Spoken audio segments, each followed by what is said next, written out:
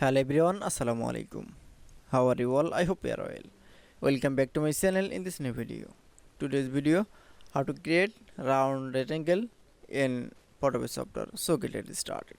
At first, open your Photopea software. Now you can see create round rectangle shape. Now going to the now tool option. Now we select from custom shape option. Now click.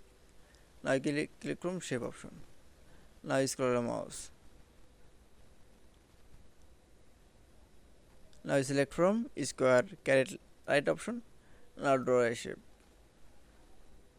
Now you can see create rectangle round. Now you can see then I select from custom shape option. Now right click from right button. Now click from rectangle. Now draw a others option. That is.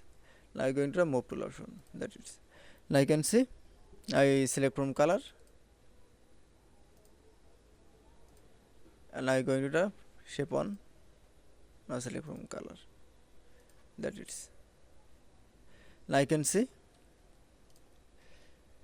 create rectangle in round rectangle in Photopea software is very easily. I hope you enjoyed the video. Please like, comment, share and subscribe my channel. Thanks for watching.